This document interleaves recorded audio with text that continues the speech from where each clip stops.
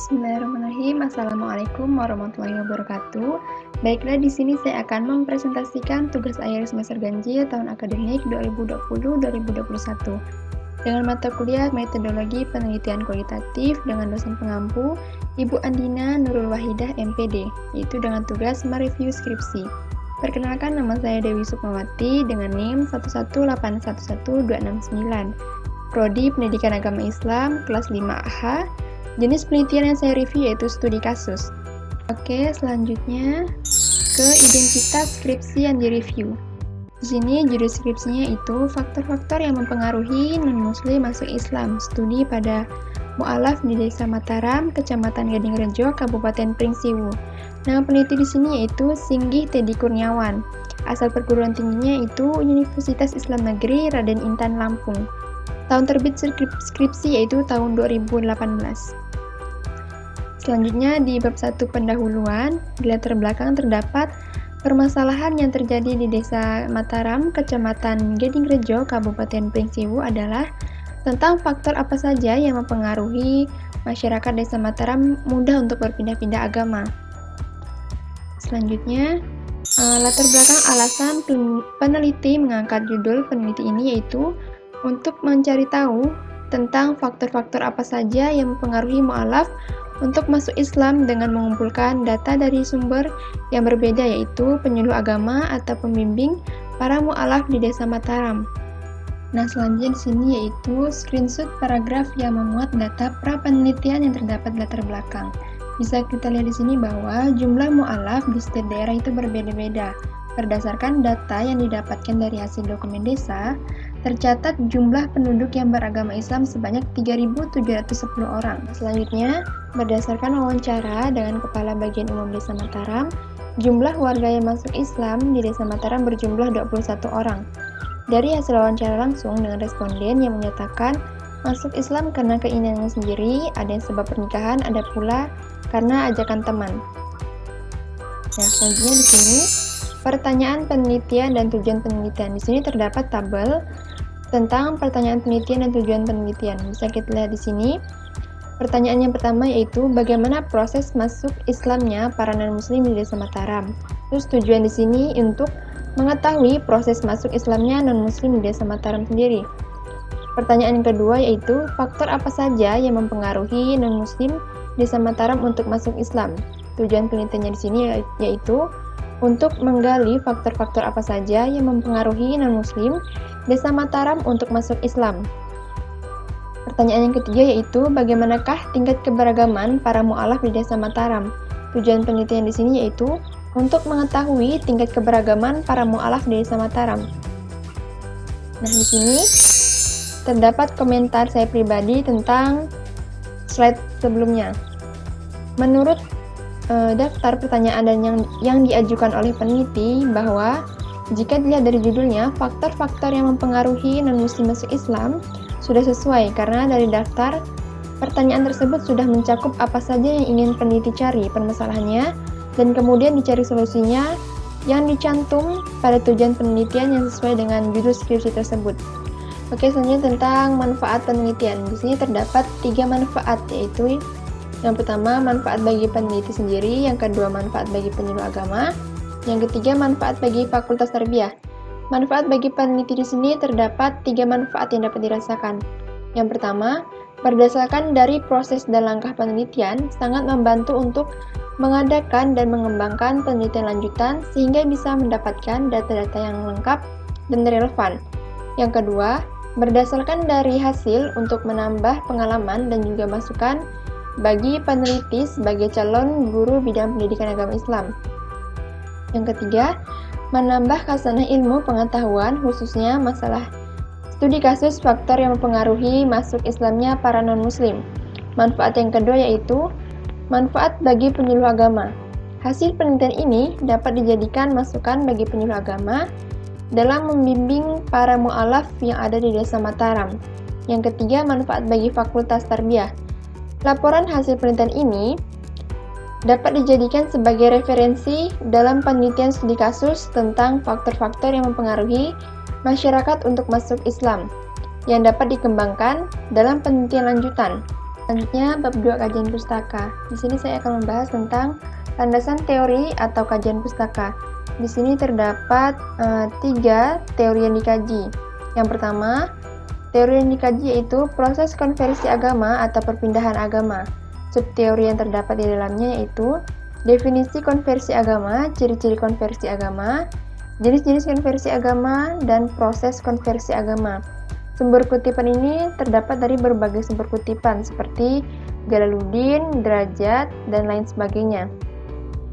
Teori yang dikaji yang kedua yaitu faktor-faktor yang mempengaruhi masuk Islam. Subteori yang terdapat di dalamnya yaitu definisi fenomena masuk agama, faktor-faktor yang mempengaruhi masuk Islam.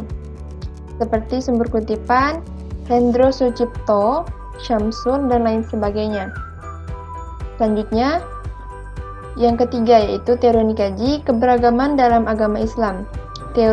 Subteori yaitu keberagaman dalam kehidupan dalam pandangan Islam, seperti sumber kutipan Sahlan dan lain sebagainya. Selanjutnya tentang komentar saya pribadi terhadap landasan teori yang terdapat di dalam skripsi. Terdapat 2 komentar saya, yaitu yang pertama, pada kajian teori terdapat beberapa subbab yang melenceng jauh dari teori yang seharusnya dikaji, seperti Islam di Indonesia, dakwah dan penyebaran Islam di Indonesia, pengertian mu'alaf dan pembinaan terhadap mu'alaf. Komentar yang kedua yaitu, di dalam skripsi tersebut, pada kajian teori proses konversi agama, terpisah dengan definisi konversi agama yang seharusnya digabung karena sama-sama membahas tentang konversi agama.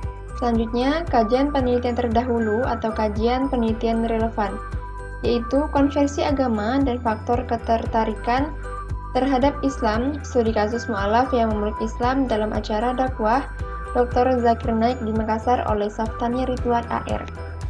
Oke, selanjutnya tentang komentar saya pribadi mengenai kajian penelitian relevan, yaitu di dalam skripsi tidak terdapat persamaan dan perbedaan penelitian yang sedang diteliti sekarang dengan penelitian terdahulu atau relevan. Seharusnya diberi persamaan dan perbedaan agar dapat dipahami pembaca dan dijadikan masukan bagi orang lain yang ingin meneliti dengan lingkup yang sama. Selanjutnya, bab 3 metode penelitian. Di sini saya cantumkan hasil screenshot mengenai pendekatan dan jenis penelitian. Pendekatan penelitian di sini yaitu kualitatif deskriptif, jenis penelitiannya yaitu studi kasus. Oke, selanjutnya tempat dan waktu penelitian. Bisa kita lihat di sini bahwa tempat penelitian yaitu Desa Mataram, Kecamatan Gadingrejo, Kabupaten Pringsiwu, Lampung. Waktu penelitian di sini yaitu bulan April hingga bulan Juni 2018. Selanjutnya, sumber data penelitian. Di sini terbagi menjadi 2 sumber yaitu data primer dan data sekunder. Data primer yaitu data dalam bentuk verbal atau kata-kata yang diucapkan secara lisan. Dalam penelitian ini, peneliti mewawancarai penyuluh agama setempat dan mewawancarai langsung dengan responden yang masuk Islam. Data yang kedua yaitu data sekunder. Data ini merupakan data penunjang seperti lewat dokumen. Dokumen yang dianalisis pada penelitian ini terdiri dari data yang berasal dari data desa, serta keterangan identitas diri para responden penelitian. Oke, selanjutnya tentang teknik dan instrumen pengumpulan data. Di sini terdapat 3 teknik dan 3 instrumen. Teknik yang pertama yaitu wawancara dengan instrumen pedoman wawancara. Teknik yang kedua yaitu dengan observasi dengan instrumen lembar observasi. Teknik yang ketiga yaitu teknik dokumen dengan instrumen dokumen tertulis, foto, dan transkrip wawancara.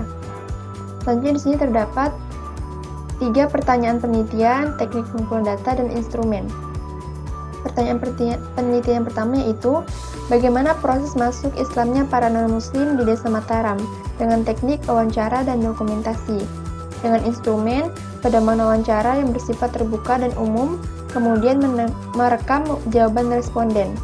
Yang kedua pertanyaannya itu, faktor apa saja yang mempengaruhi non-muslim Desa Mataram untuk masuk Islam dengan teknik wawancara dokumentasi. Instrumennya yaitu pedoman wawancara yang bersifat terbuka dan umum, kemudian merekam jawaban responden.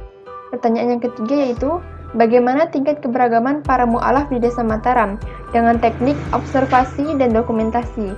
Dengan instrumen lembar observasi dokumen tertulis, dan foto.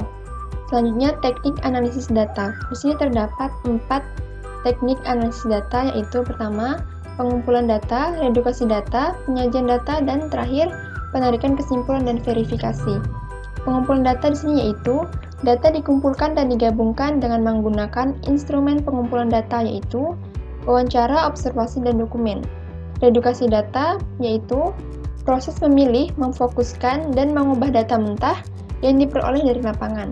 Yang ketiga, penyajian data. Data disajikan sebagai sebuah informasi yang berkesinambungan yang mengarahkan pada penarikan kesimpulan dan pengambilan tindakan.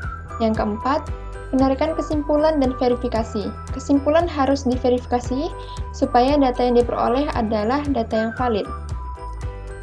Selanjutnya di sini komentar saya pribadi mengenai teknik analisis data. Menurut saya sudah sesuai dengan data penelitian kualitatif, yaitu dengan tahap pertama pengumpulan data, tahap yang kedua redukasi data, tahap yang ketiga penyajian data, dan terakhir tahap penarikan kesimpulan.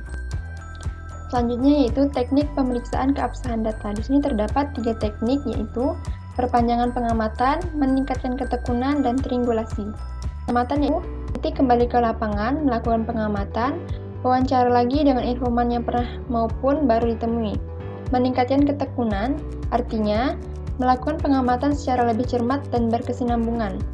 Yang ketiga, triangulasi. Peneliti melakukan triangulasi sebagai teknik keabsahan data. Pada penelitian ini yaitu triangulasi metode penelitian dengan wawancara, observasi, dan dokumentasi.